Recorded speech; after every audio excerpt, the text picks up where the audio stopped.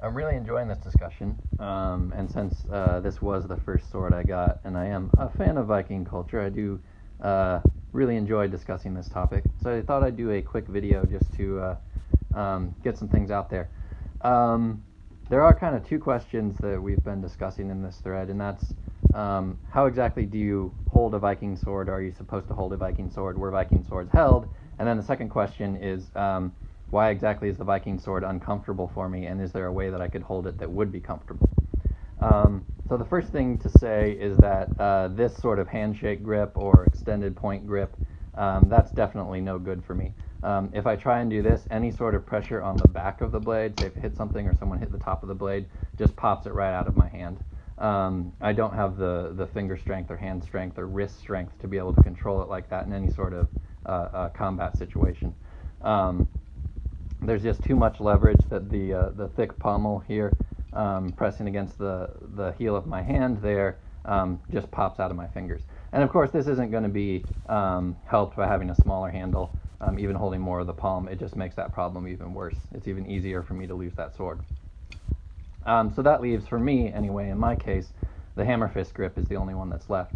And this actually, when I'm just holding the sword, isn't too bad. And when you're swinging the sword, isn't too bad. And actually, if you're hitting something, like a shield or another sword, or a helmet or armor or something, isn't actually too bad either. It's actually all pretty comfortable, pretty secure, and you can get a pretty good draw cut using that pommel. So the cutting, the slicing, the hitting, none of that is really uncomfortable holding the sword like this. Even sort of just handling it and waving it around like this isn't too bad. And even thrusting is decently effective like this. The problem is, I guess when I try and use it more like to fence with, how I'm used to using swords, how I've been trained to using swords, because anytime you miss your target or you make a sweep that doesn't connect with the target, then the pommel digs into your wrist. And I think that's why a lot of people don't think that this is the way that you hold the sword, is because that pommel is very uncomfortable. But that doesn't necessarily mean that this isn't the way that you're supposed to hold the sword, since the sword is designed for hitting things, not missing things. That the way that we kind of wave around and practice with modern swords, sort of from that maybe later medieval and Renaissance sort of fencing paradigm, isn't necessarily how the Vikings were envisioning using their swords or practicing with their swords either. And there's actually, as I mentioned in the post, weapons like Indian weapons. This is just kind of an analog for Indian weapons. It's a kind of kukri. That the handles and the martial arts systems are definitely designed specifically, and a lot of martial artists state that it's supposed to be this way, that you hold it in a kind of fist grip. And you can actually tell, like, the kukri, for example, is curved forward, so that even though you're holding a fist sort of parallel to your body, you still get that reach without extending your wrist, because the blade itself is reached. And that of course helps with thrusting too, because it puts your blade more in line. So that's one of the reasons why I think that you're supposed to hold the Viking sword more in a fist grip, because it matches some other systems that we know of. And it's not actually a problem when you're hitting things, it's only a problem when you miss things. And definitely for me, this is a no-go grip. I have basically no control over that. And that's not a problem on a later sword that has a smaller pommel. If we imagine, this is a hand and a half, of course, but if we imagine that this is a single hand, even this isn't too bad. Because the pommel is rounded, there's the smaller wasted section right here where the handle meets the pommel. And there I can get my two lower fingers around and actually grip onto the sword fairly securely like that, and then use my three other fingers to control and point the sword. With the Viking sword, because the pommel's so big and it starts so abruptly at the base of the handle, there isn't really a way to do that. The handle just gets in the way, and if you try and hold it down here, basically it just pops those two fingers out, and so you don't have a good grip on it. And that kind of comes from, I guess, my training in Kenjutsu, where the way you hold on to the blade is with your bottom two fingers. This provides the support, and then your other three fingers are left to do the guiding and the precision work of fighting with the sword. I just have a couple other examples here that are related. An impact weapon such as a mace or an axe kind of has similar. There's a similar phenomenon to when you're swinging around the Viking sword in the hammer fist grip, and that's that this is perfectly fine and comfortable for my wrist as long as I'm hitting something. Same thing with an axe. As long as you're chopping something, it's perfectly fine. You can actually hold it comfortably, and you're not in danger of losing it. But of course, with something like a heavy mace like this, if you miss your target, it becomes very awkward to try and keep holding on to it, no matter what sort of grip you use. And I think that may be kind of where some of our modern notions come. We're used to swords like this that are pretty light and are definitely meant for precision and control. And so when you wave it around and practice with it, it doesn't necessarily matter whether you hit your target or not, because there isn't a whole lot of inertia trying to rip that out of your hand. But if you do have something that's a little bit heftier, then I think you see what I'm talking about when I'm talking about the Viking sword missing its target.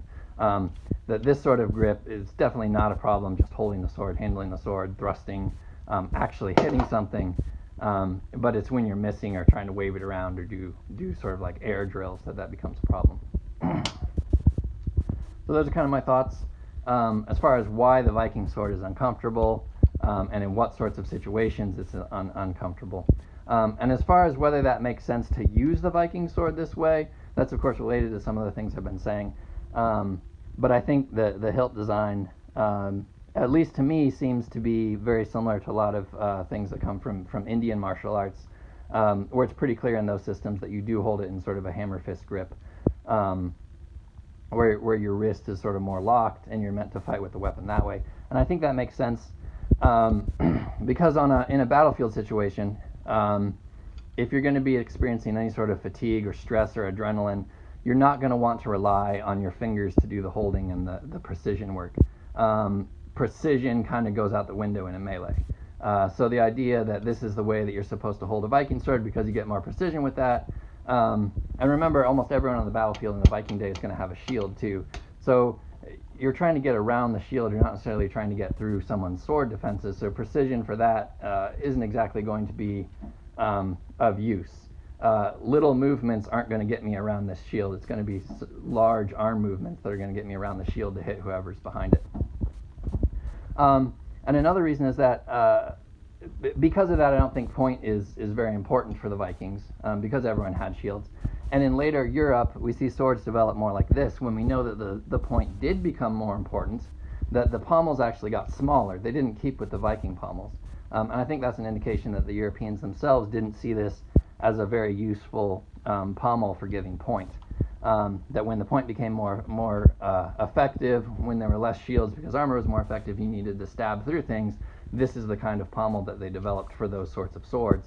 And even smaller pommels, like the fishtail pommel on later swords, to facilitate sort of those kinds of grips and those sorts of thrusting.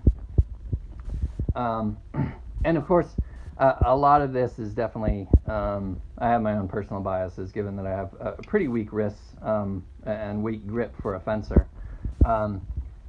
There's something, like this. This is a saber. This is an Austrian saber around, I don't remember what year, around 1900, I think. But this is definitely meant to use with your thumb on the back, and a lot of fencers can do this perfectly fine, where you kind of get that snap cut.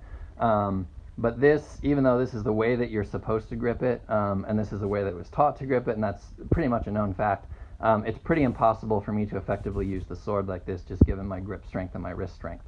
So I can somewhat effectively use the sword to fence with like this, but it's not ideal because there's nothing to prevent my hand then slipping down here if I'm not using the proper grip. So the grip on this sword, even though this is a beautiful sword, it's fairly well balanced, and it is really good if you can use it like this.